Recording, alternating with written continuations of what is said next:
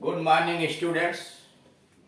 इस वीडियो के माध्यम से हम लोग प्रश्न कैसे बनते हैं, हिंदी में जो प्रश्न बनते हैं उसका अंग्रेजी में कैसे अनुवाद करते हैं, जिज्ञासा कैसे होती है, अनुमान क्या लगाया जा सकता है, ऐसे चीज़ों को व्यक्त करने वाले वाक्यों का हिंदी से अंग्रेजी में कैसे ट्रांसलेट करते हैं, उसमें क्या क्या सावधानियां बरतनी चाहिए, इसके विषय में जानकारी प्राप्त करेंगे।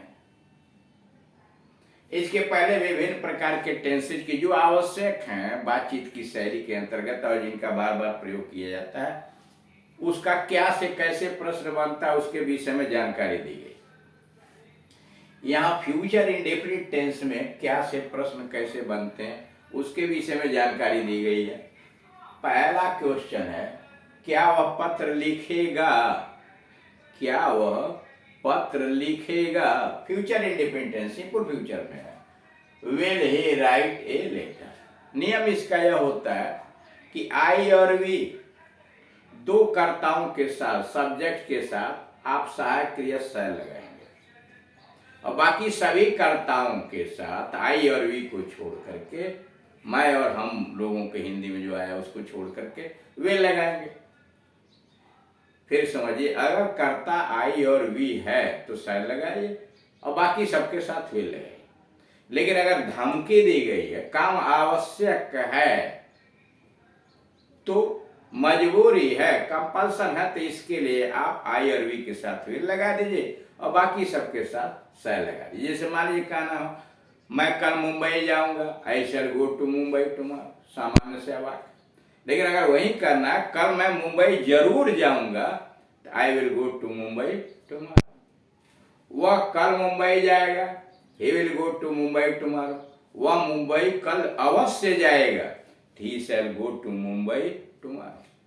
ये प्रक्रिया होती है फ्यूचर इंडिपेंडेंस में। डिटेल जानने के लिए कि फ्यूचर इंडिपेंडेंस के ट्रांसलेशन कैसे बनते हैं, अफर्मेटिव, निगेटिव, इंट्रोगेटिव, तो आप उस YouTube के चैनल पर जाइए, KD Singh and Gunjan English coaching, और वहाँ टाइप कीजिए tenses, translation of tenses by KD Singh and Aadiya, तो आपको पूरा वीडियो मिल जाएगा। वहाँ विस्तृत रूप से पढ़ लीजिए। यहाँ क्या से प्रश्न बनाना सिखलाया जा रहा है उसके विषय में जानिए।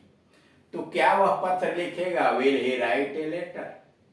क्या वह पत्र नहीं लिखेगी? क्या वह पत्र नहीं लिखेगी या नहीं लिखेगा? Won't he write a letter, won't she write a letter, won't he write a letter या won't she write a letter.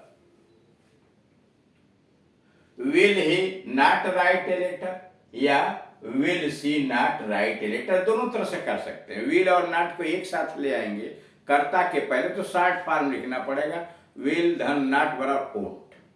लेकिन अगर विल यहाँ आया, कर्ता के बाद आप नॉट लगाएंगे, तब इसकी आवश्यकता नहीं पड़ेगी। दोनों सही है। मॉडर्न इंग्लिश में सब्जेक्ट के बाद भी नॉट लग रहा है।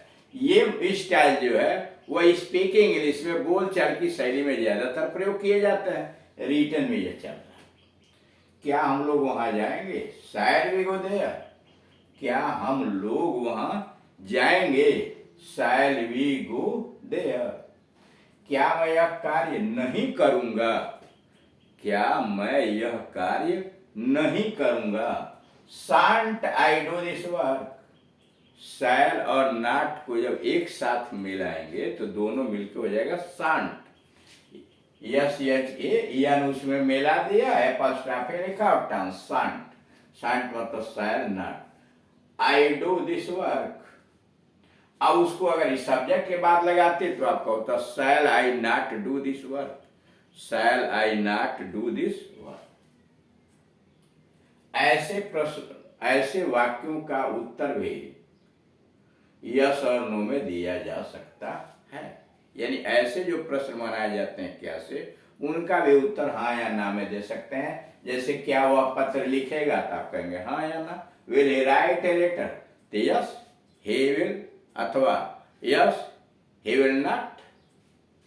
रूल्स बनाएंगे कैसे? शैल ऑब्लिक विल सबसे पहले लगाइए, तब सब्जेक्ट रखिए, तब इन्फिनिटिव विदाउट टू रखिए सिंपल फ्यूचर के लिए। जैसे शैल लगेगा आई और वी के साथ, अगर कर्ता आई और वी है तो शैल लगाइए, बाकी सबके साथ विल लगाइए। जहां जैसे कर्ता यहाँ ही है तो विल लगाया, उसके बाद सब्जेक्ट लिखा। राइट क्रिया का फर्स्ट फॉर्म है, इसको इन्फिनिटिव कह लीजिए, विदाउट टू, इसके आगे टू नहीं लगा है, और उसके बाद अदर वर्ड्स दूसरे शब्द लगे हुए। नोट नंबर 1, अंग्रेजी के ऐसे प्रश्नवाचक वाक्य शैल ऑब्लिक विल से आरंभ होते हैं। कर अंग्रेजी में ऐसे वाक्य शैल या विल से प्रारंभ होते हैं जब क्रिया रहती है सिंपल फ्यूचर टेंस में। यानी क्रिया अगर सिंपल फ्यूचर टेंस के अंतर्गत आई हुई है, हिंदी के अंतर्गत, यह प्रदर्शित करता है कि आने वाले भविष्य के अंतर्गत कोई कार्य होगा, ऐसा अगर वह प्रदर्शित करती है तो उसको शुरू करते हैं शैल और विल से।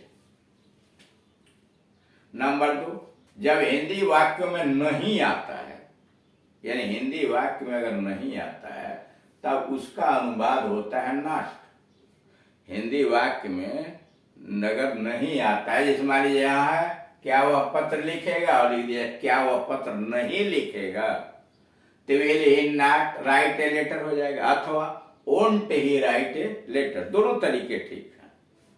नॉट आता है तब अनुवाद होता है नॉट, और ऐसा नॉट यदि शैल और विल के बाद आता है तो इसके मिलने से ये रूप होता है शैल और नॉट का शांट और विल नॉट का उंट। और नहीं तो सब्जेक्ट के बाद लगाइए। जैसे इसको अगर बनाना है तो दो तरीके से बनेगा, एक तो विल के साथ नॉट जोड़ दीजिए, निगेटिव बनाना तो क्या वह पत्र नहीं लिखेगा, won't he write a letter, won't he write a letter, अथवा विल ही नॉट यहां डाल दीजिए, will he not write a letter. Modern English में दोनों प्रचलित है। अब अगला नमूना देखिए, क्या राम तैर सकता है। सकना की अंग्रेजी होती है कैन। कह क्या राम तैर सकता है, can Ram, can Ram swim, क्या राम तैर सकता है, कैन राम स्विम। दूसरा है क्या वह इस बॉक्स को उठा सकती है, क्या वह इस बॉक्स को उठा सकती है, can see lift, can see lift this box, can see lift this box. क्या राम को तैरना चाहिए, क्या राम को तैरना चाहिए, शुड राम स्विम, क्या राम को तैरना चाहिए, शुड राम स्विम। क्या तुम्हें शराब पीनी चाहिए, शुड यू ड्रिंक, क्या तुम्हें शराब पीनी चाहिए, शुड यू ड्रिंक। ऐसे प्रश्नों का उत्तर भी आप यस और नो में दे सकते हैं, यानी ऐसे प्रश्नों का उत्तर भी यस नो में दिया जा सकता है। नोट, ऐसे वाक्यों के क्या का अनुवाद कैन शुड होता है, वाट नहीं होता है। जब हिंदी वाक्य के प्रारंभ में क्या आए तो उसके लिए वाट अंग्रेजी नहीं होती है, सहायक क्रिया, एक सहायक क्रिया को बाहर कर दिया जाता है। जैसे इसमें कैन आया तो कैन को पहले लिखा, और शुड है तो शुड को लिखा, वाट नहीं लिखते। नंबर 2, जब हिंदी वाक्यों में नहीं आता है, यानी हिंदी वाक्यों में जब नहीं आता है तब इसका अनुवाद नॉट होता है।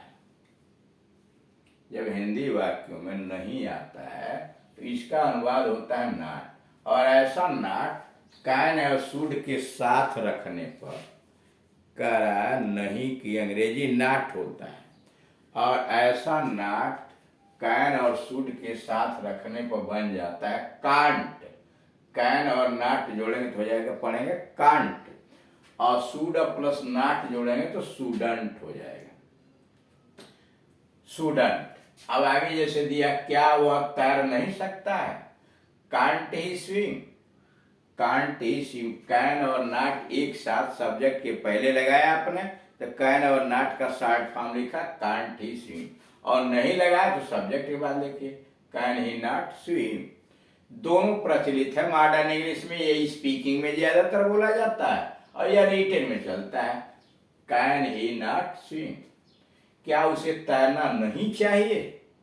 क्या उसे तैरना नहीं चाहिए? शुडंट ही स्विम, शुडंट ही स्विम अथवा should he not swim, should he not swim.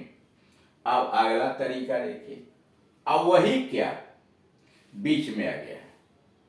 इस हिंदी वाक्य में क्या बीच में आया है? यहां पहले आया था। वह क्या लिखता है? वह क्या लिखता है? प्रेजेंट इंडेफिनिट टेंस में है और ही के साथ डज लगा दिया। What does he right? What does, इसके लिए टेंसेज तो आपको जानने पड़ेंगे और उसके लिए टेंसेज वाले चैप्टर में जाइए और वहां विशेष रूप से अध्ययन कीजिए। व्हाट डज ही राइट, वह क्या लिखता है। उसने क्या लिखा? सिंपल पास्ट में क्रिया है लिखा। उसने क्या लिखा? What did he write? उसने क्या लिखा? What did he write? वह क्या लिखेगा? व्हाट विल ही राइट, ये फ्यूचर इंडेफिनिट टेंस में। What will he right?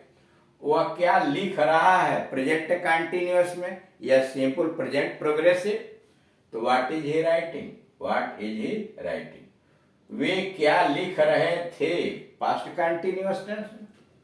Past progressive कह लीजिए what were they writing, what were they writing. उसने क्या लिखा है? Present perfect. What has he written, उसने क्या लिखा है? What has he written. उसे क्या लिखना चाहिए? शुड का प्रयोग। व्हाट शुड ही राइट, उसे क्या लिखना चाहिए?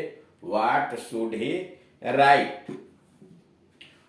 उसे क्या लिखना है? What has to write, what has he to write. उसे क्या लिखना है? What has he to write. आपका नाम क्या है? व्हाट इज योर नेम, आपका नाम क्या? What is your name. आप क्या करते हैं? व्हाट डू यू डू, आप क्या करते हैं? What do you do. तो इस तरह से आपने देखा कि क्या से शुरू होने वाले प्रश्नों का अनुवाद कैसे करते हैं और वही क्या जब वाक्य के बीच में आया तो उसका अंग्रेजी व्हाट हो जाता है। विभिन्न टेंसेज में उसका प्रयोग कैसे करते हैं। Thank you.